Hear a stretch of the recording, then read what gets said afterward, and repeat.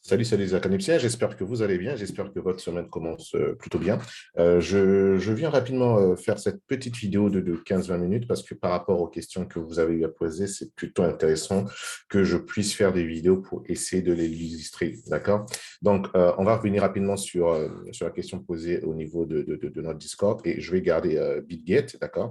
Et la question effectivement qui revient en longueur de temps, comme je dis, l'algo est là uniquement pour vous montrer des zones. D'accord? Il y a une première phase, vous avez dû le remarquer, c'est que sur la première phase, vous avez une première zone d'estimation d'entrée de prix en s'intéressant uniquement à l'algo. Okay? Donc là, actuellement, on peut voir que nous avons le chart qui est ici, exactement ici. Donc, nous avions un premier point, d'accord, un premier point d'entrée là, un deuxième point pratiquement d'entrée ici et un troisième point d'entrée là. OK, mais d'accord. Donc, ce point, par contre, qui est là ici, logiquement, ce n'est pas un shark, c'est un cipher, mais qui n'apparaît pas sur BitGet. Ça, c'est aussi quelque chose d'important, mais je vais le dire à la fin. Donc, on peut voir que sur ce premier point ici, ce premier point d'entrée-là, le TP a été exécuté, d'accord? Donc, Money Management oblige, la stratégie, c'est toujours de mettre un stop loss à 1% au-delà du point d'entrée. D'accord? Donc, en faisant cela, par exemple, vous aurez mis un stop loss, vous aurez rentré exactement pile poil ici, stop loss là et TP1 ici, vous aurez généré à peu près un ratio de 3. OK? Maintenant, la question, c'est de se poser, lorsque vous mettez, par exemple, là, je reviens un petit peu, je vais mettre comme si on est en mode réel. Voilà, lorsque vous mettez un petit peu, vous êtes comme ça là pour l'instant. On voit bien que, bon, on attend que ça charge, j'espère que ça va charger très, très vite. Donc, on voit très bien qu'effectivement, là, maintenant, vous voyez que le point D, il est déjà là. C'est-à-dire, là, le prix se dirige, quand on était à 1552, on se dirige vers le point D. Donc, là, vous pouvez pratiquement prendre le trade. Si vous n'avez pas su l'anticiper, je dis bien, si vous n'avez pas su l'anticiper, vous pouvez prendre le trade à ce moment qu'il sort maintenant, d'accord? Donc, en termes de scrapping, ça vous aurait généré, grosso modo, en achat, à peu près, vous voyez, à peu près du 2. Donc, ça, c'est un très bon trade. D'accord? Donc, lorsque vous allez voir ça, en ce moment, vous avez, lorsque vous mettez un point dessus, vous dit entrée à 1660. Donc, suivez très bien. Tout de suite, il vous donne la première zone d'entrée à 1660. OK? Et il vous donne, regardez, où c'est écrit phare. D'accord? Premier point d'entrée, 1676. Entre dans le chemin, c'est-à-dire, je ne sais pas si vous voyez dans entrée 1660, le premier point d'entrée, d'accord? Donc là, vous pouvez déjà exécuter ce point d'entrée.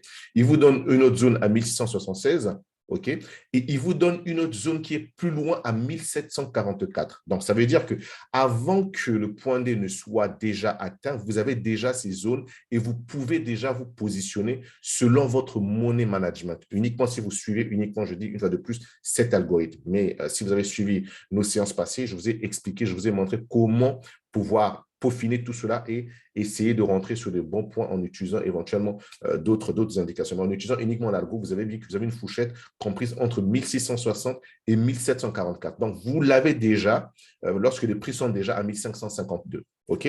Donc, on a déjà cette information.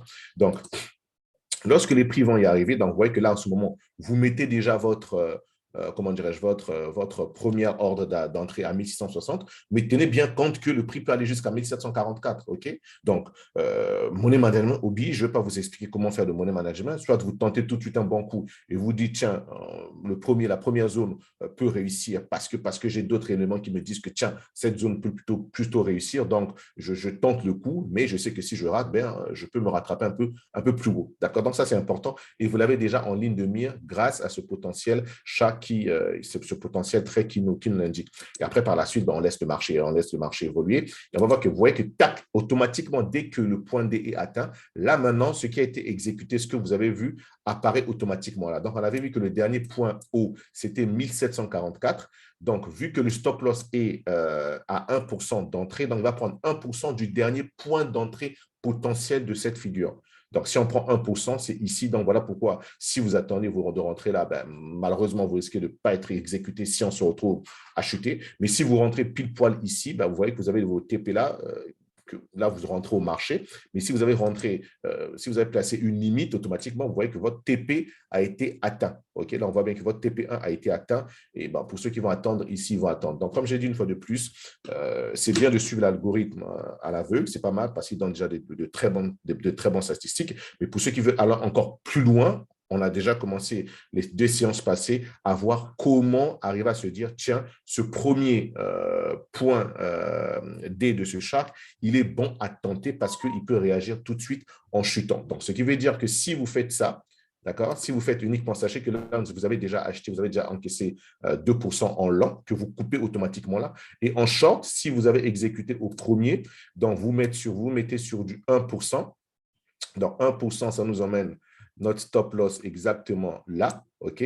Et on est sur du TP, voilà, TP1, on est sur du 2,45. Donc, vous voyez que là, en achat, vous avez doublé votre capital, capital de perte, bien sûr, et de l'autre côté aussi pareil. Donc, vous sortez là en 2-3 jours avec un TED d'un ratio de 4. Ça veut dire quoi? Ça veut dire que vous perdez 10 dollars et en contrepartie avec ces deux mouvements achat-vente, vous gagnez 40 dollars. D'accord? Donc, ça, c'est important à comprendre. Maintenant, une fois de plus, on ne peut pas avoir une boule de cristal, c'est à vous de comprendre. Donc, l'algo vous donne déjà des points où il va arriver avant que cela n'arrive et c'est maintenant à vous de pouvoir vous positionner. Et une fois de plus, comme je le dis, suivant les statistiques, c'est plutôt très intéressant parce que si vous ne faites que ça, vous aurez les statistiques dépendamment du graphique, dépendamment de la plateforme que vous utilisez, vous allez avoir plutôt des statistiques plutôt intéressantes. Maintenant, un petit astuce que je vais vous conseiller de faire.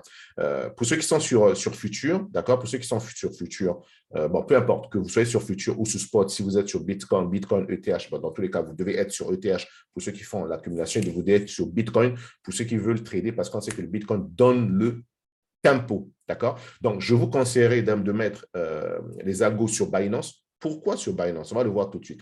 Regardez là tout de suite, nous sommes sur BitGet, ok? BitGet en H4.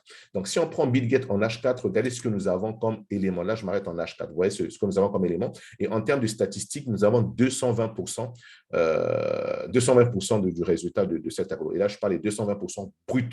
D'accord? Vraiment brut, sans effet de levier. Là, nous sommes sur BitGet.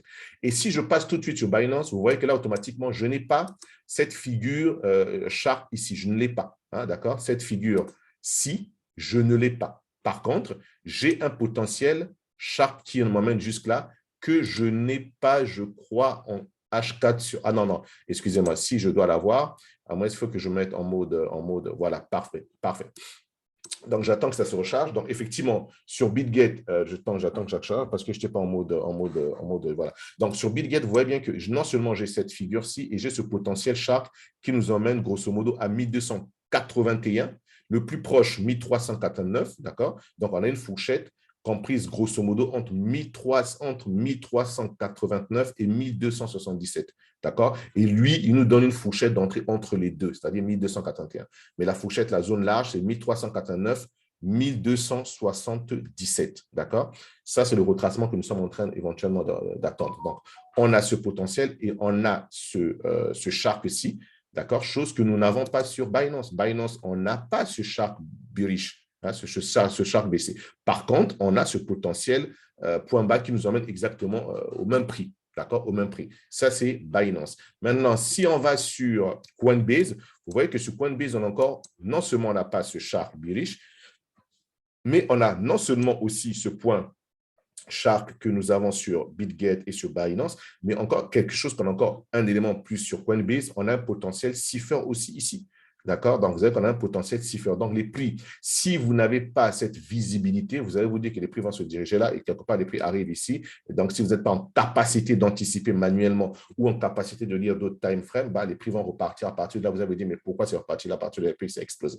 Donc, ce qu'il faut faire, c'est bien, c'est-à-dire utiliser Coinbase, utiliser Binance, ok, d'accord, utiliser Bybit pour ceux qui vont sur Bybit et utiliser BitGet pour le moment. Moi, dans tous les cas, j'ai cinq plateformes sur lesquelles j'ai mis mes signaux. Donc, j'ai Binance, j'ai Yobit, j'ai Bybit, j'ai Coinbase et j'ai BitGet, d'accord? Donc, je les mets et lorsque je mets mes alertes, je mets bien, par exemple, H4, je mets H4 et puis je mets la plateforme, ok? Donc, c'est vrai que les alertes peuvent tomber en même temps, mais tant mieux, ça veut dire qu'ils sont concomitants. Et s'il y a d'autres, il peut y avoir une alerte qui me dit, OK, ça c'est Coinbase, mais il n'y a pas sur Binance. Donc ça, je vais tenir ça en compte pour mon analyse technique. Donc ça, c'est important. En plus, si vous voyez que vous êtes en H4 ici sur Coinbase, vous voyez bien que les ratios augmentent. Nous sommes à 830. d'accord? 830 sur les taux de réussite parce qu'il va vous montrer d'autres figures que Binance, par exemple, ne montre pas ici. Binance ne nous montre pas le potentiel Sharp. Excusez-moi, il nous montre le potentiel Sharp, mais il ne nous montre pas le potentiel Cipher. Ce qui fait que sur Binance, on a la moitié des résultats, 453. Parce que si c'est un Cipher et que les prix, comme je vous l'ai dit, reviennent quelque part là et explosent, Binance ne va pas vous le montrer, mais Coinbase nous l'aura montré. Donc, vous voyez que sur Coinbase, on a, si on se met sur Bitget, c'est pire, on a 220. Donc, c'est vraiment pas là où il faut mettre les alertes. Et si on se met sur Coinbase, c'est pas mal, on a 800. Donc, ici, on se met sur Bybit, on est plutôt à 380. Donc, vous voyez que les deux tops, c'est Coinbase, puis Binance. Donc, il y a aussi Yobi qui n'est pas mal.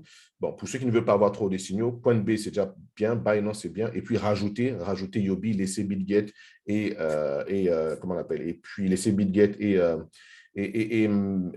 Bitget et puis Bybit si vous n'utilisez pas les futurs. D'accord? Mais si vous utilisez futurs et que vous êtes sur Bybit, vous êtes obligé de prendre en compte Bybit tout en prenant en compte les autres graphiques pour ne pas que les prix vous étonnent. D'accord? Vous aurez compris un petit peu ce que je veux dire. Mais le Coinbase, mettez-le dans vos, comment dirais-je, comment dire, il faudrait que vraiment que vous ayez les graphiques Coinbase. Bon, j'espère que cette question aurait à trouver réponse à vos yeux. D'accord? Ici, je ferai de temps en temps des petites vidéos comme ça pour voir si c'est utile pour que je le montre. OK? Donc, continuez à vous familiariser avec cet algorithme et continuez vraiment à suivre les vidéos des zooms passés.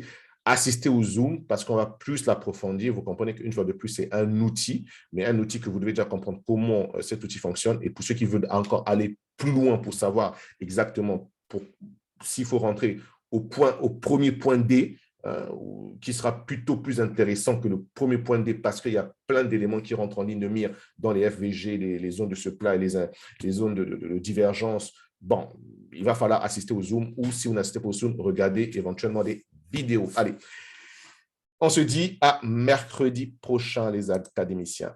Bye bye.